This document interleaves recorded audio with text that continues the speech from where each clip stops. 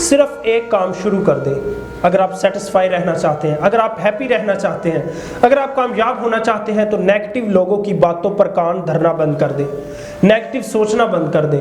اور وہ لوگ جو آپ کو نا امید کرتے ہیں، وہ لوگ جو آپ کو پریشان کرتے ہیں اور جو ہر ٹائم کیڑے نکالتے رہتے ہیں اور ہر ٹائم آپ کو نیگیٹو باتیں کرتے رہتے ہیں، جو آپ کو بزدل کہتے ہیں، ان سے بات کرنا ختم کر دیں.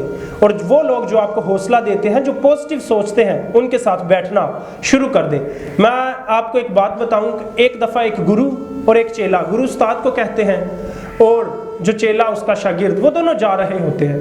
رستے میں ایک ندی آتی ہے. ندی کے پاس ہی گرو اپنے چیلے کو کہتا ہے کہ ہمیشہ سچائی کے رستے پر رہنا چاہیے، اپنے دل کو پاک رکھنا چاہیے، اپنی نیت کو صاف رکھنا چاہیے، کبھی بھی کسی کی خواہش نہیں کرنی چاہیے، نہ جسمانی خواہش نہ دنیاوی لالچ. ہمیشہ انسان کو سچائی پر قائم رہنا چاہیے. تو وہ یہ باتیں اپنے گرو اپنے چیلے کو سکھا ہی رہا ہوتا ہے. تو رستے میں ندی کے پار ایک لڑکی آتی ہے جو کہتی ہے کہ میں ندی کو پار کرنا چاہتی ہوں، میں اس کنارے پر بیٹھی ہوں، مجھے ڈر لگتا ہے، کیا آپ مجھے اپنے کندھے پر بٹھا کے ندی پار کروا سکتے ہیں؟ تو ناظرین، وہ لڑکی کا جسم آدھا ننگا ہوتا ہے. تو گرو جو ہوتا ہے وہ اس لڑکی کو اپنے کاندھے پر بٹھا کے ندی میں سے چلنا شروع کر دیتے ہیں اور وہ ندی کے پار جا کے اس عورت کو اتار دیتا ہے کندھوں سے. تو تھوڑی دیر جب آگے جاتے ہیں تو گرو سے چیلا مسکرا کے کہتا ہے، اے مالک، اے میرے استاد، اے میرے گرو، تم نے تو کہا تھا کسی کا لالچ نہ کرنا، جسمانی خواہش نہ کرنا اور کبھی بھی برا نہ سوچنا، ہمیشہ سچائی پر قائم رہنا. تو آپ نے اس عورت کو اپنے کندھے پر بٹھا لیا.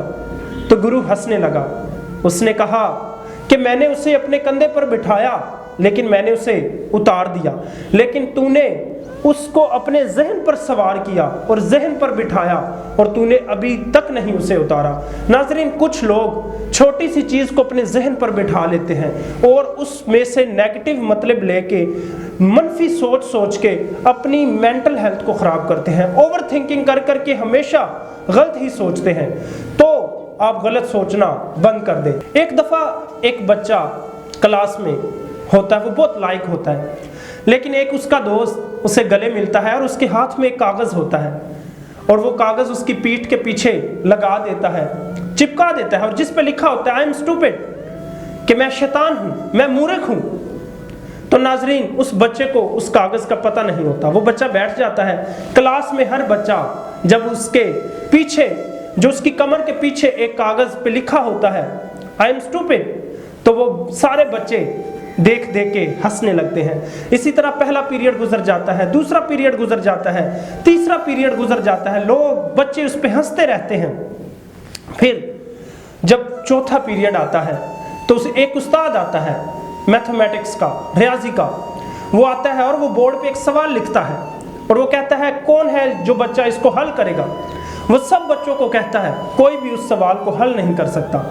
پھر وہ بچہ جس کی پیٹھ کے پیچھے لکھا ہوتا ہے آئی ایم اسٹوپڈ، کسی نے چپکایا ہوتا ہے، اس کو پتہ نہیں ہوتا اور لوگ اس پہ ہنس رہے ہوتے ہیں، بچے اس پر ہنس رہے ہوتے ہیں. تو وہ اٹھتا ہے، بچے پھر ہنسنا شروع کر دیتے ہیں، لیکن اس کو کوئی فرق نہیں پڑتا.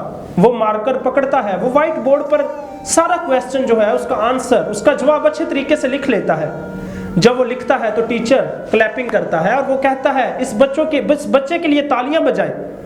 آج میں آپ کو سکھاتا ہوں، استاد نے کہا کہ اس کے دوست نے ہی چپکا دیا اس کے پیچھے آئی ایم اسٹوپڈ، اس پہ الزام لگا دیا اور سارے بچے اس پہ ہنسنے لگے. لیکن اس کے ذہن میں کوئی نیگیٹیوٹی کی نہیں تھی، اس کا ذہن کلیئر تھا، اس کی نیت صاف تھی. اس نے سوال پر توجہ دی اور اس نے سوال کا حل بھی ڈھونڈ لیا. اس نے علم حاصل کرنے آیا، اسی لیے یہ علم حاصل کر رہا تھا. اور دنیا کے لوگ، ارد گرد کے لوگ صرف دیکھ کر ہنستے رہے. ناظرین، اس کہانی سے آپ یقین مانیں، آپ کے ارد گرد کے دوست آپ پر الزام لگائیں گے، آپ پر تنقید کریں گے، آپ کو برا بھلا کہیں گے. دنیا آپ پر ہنسنا چاہتی ہے، دنیا آپ پر الزام لگا کر آپ کو برا کہنا چاہتی ہے. میں ایک بات بتاؤں، اگر آپ اندر ذہن سے کلیئر ہیں، آپ پازیٹیو سوچتے ہیں، آپ کا اپنی منزل کی طرف توجہ ہے، اٹینشن آپ کا اپنا گول ہے، فوکس ہے، تو آپ کبھی بھی دنیا کی باتوں سے، دنیا کی تنقید سے، دنیا کی ہنسی مذاق سے نہیں رکیں گے. وہ کہتے ہیں وہ تمام لوگ جو گر کے پھر اٹھے تھے انہوں نے پاؤں نہیں اپنی سوچ بدلی تھی، اپنے خیال بدلے تھے، اور جتنا بڑا خزانہ انسان نے سونے کی کان یا ہیرے کی کان سے نہیں نکالا، انسان نے اپنے ذہن سے نکالا ہے۔ اگر آپ غلط لوگوں کے ساتھ اٹھے بیٹھیں گے، اگر آپ کسی خوشبو والی دکان پر جائیں، آپ وہاں سے خوشبو نہ بھی خریدیں گے نا تو آپ کے جسم، آپ کے کپڑوں سے خوشبو آنے لگے گی۔ اور اگر آپ کسی کان میں جائیں گے جہاں کوئلے کی کان ہوگی، وہاں آپ کوئلہ نہ بھی خریدیں تو آپ کے چہرے پہ کالک لگ جائے گی۔ اسی طرح نیگیٹو لوگ اس کوئلے کی کان کی طرح ہوتے ہیں جو آپ کو اندھیرے، نا امید اور مایوسیوں میں کھینچتے ہیں۔ اچھے لوگ خوشبو کی طرح ہوتے ہیں جو آپ کی زندگی کو خوشبو بنا دیتے ہیں، جو آپ کو سکون دیتے ہیں، جو آپ کو اطمینان دیتے ہیں۔ اسی طرح خدا را ہمیشہ نیگیٹو سوچنا بند کر دیں، خدا کا شکر ادا کریں، چھوٹی چھوٹی چیزوں کا شکر ادا کریں۔